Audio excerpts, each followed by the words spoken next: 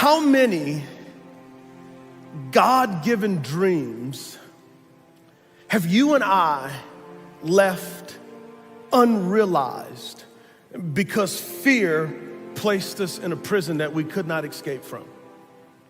How many God accomplishments with your name written on them, with my name written on them, have gone unaccomplished because fear paralyzed us? You and I continue, if you continue to live in fear, your family, your friends, and the world will miss your unique contribution. You can either live your dreams or live your fears. And I think the majority of people actually are not living their dreams, but are living their fears. So I want to ask you a question. What are your fears? What are you afraid of?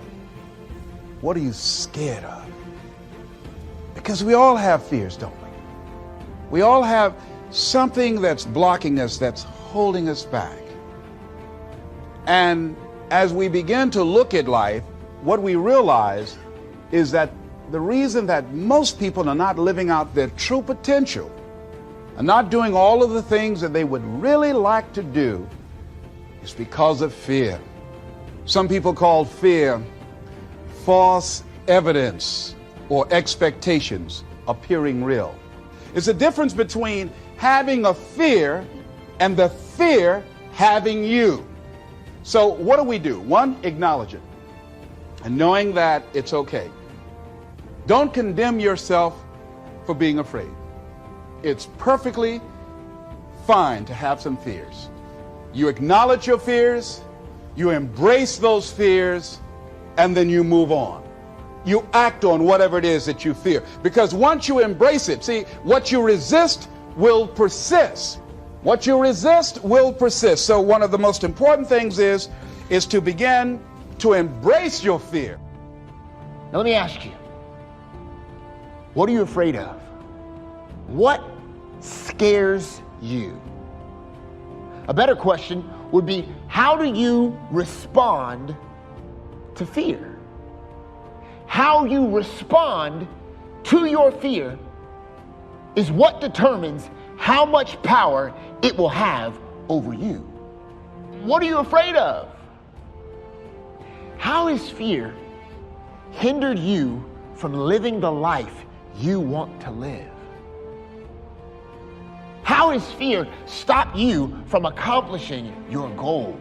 Fear and faith have something in common. They both ask us to believe something is going to happen that we cannot see. Fear says that pain in your side is the same thing your grandmother died from. It's going to be the end of you. Faith says that pain is not permanent, it's only temporary. Fear says business is slow, you're going to go under. Faith says God is supplying all of my needs. Fear says you've been through so much, you're never going to really be happy again. Faith says my best days are still out in front of me. Here's the key. Whatever you meditate on is what's going to take root. If you dwell on that fear all day, you let it play again and again in your mind, then you give it a right to become a reality. When you go around worried, expecting the worst, it's like you're inviting that into your life. Well, I'm afraid I'm going to get the flu. You just invited the flu. I'm afraid I might get laid off. You just invited a layoff. No, turn it around. Quit inviting defeat, sickness, bad breaks, and start inviting victory into your life. Use your faith in the right direction.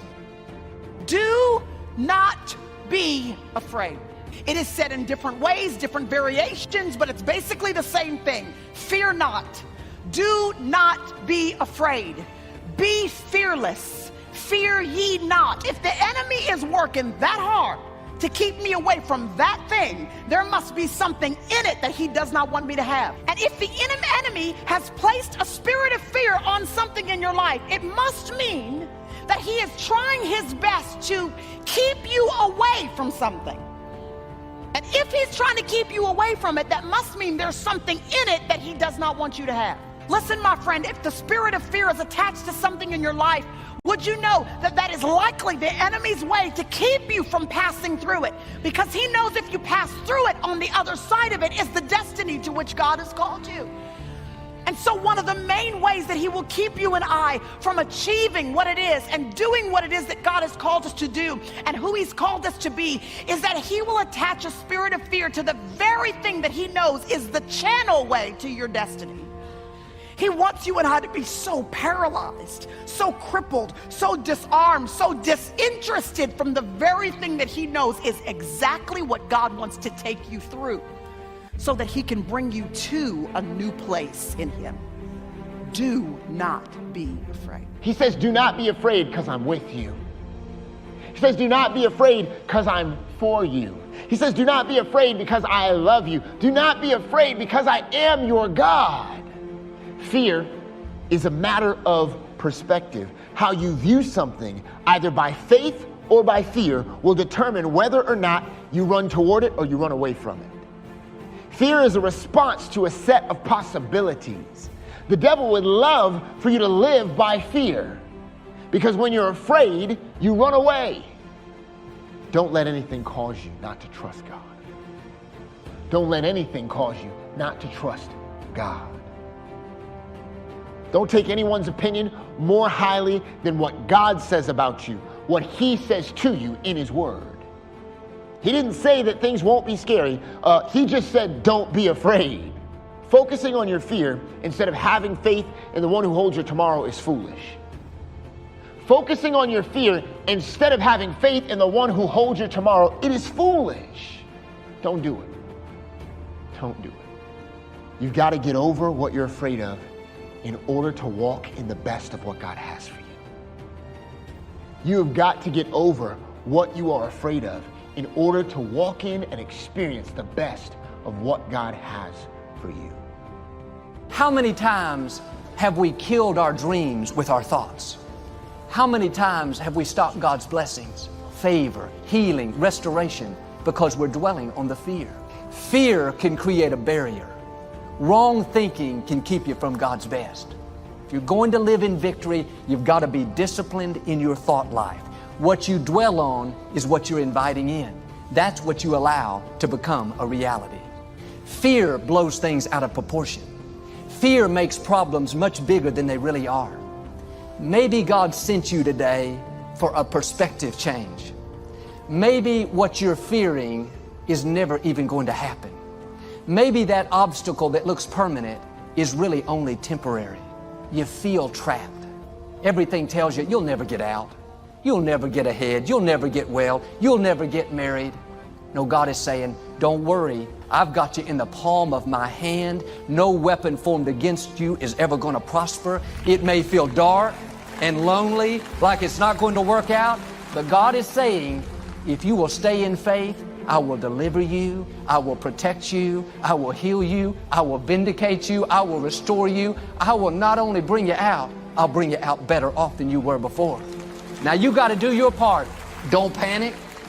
Don't fear the worst. Don't imagine every negative thing that could happen. Now be strong and of good courage. The Lord your God is with you.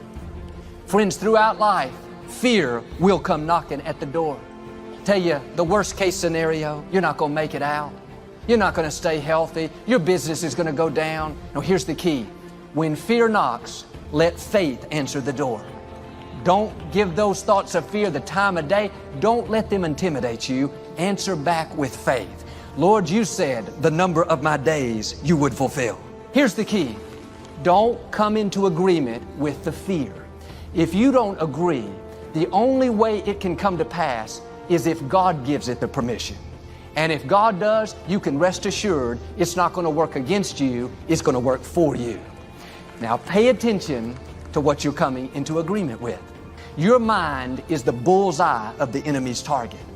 If he can control your thoughts, he can control your whole life. If you don't guard your mind, it will default back to these thoughts of fear, worry, anxiety, negativity. God, you said what's meant for my harm, you turn around and use to my advantage. When fear knocks, let faith answer the door.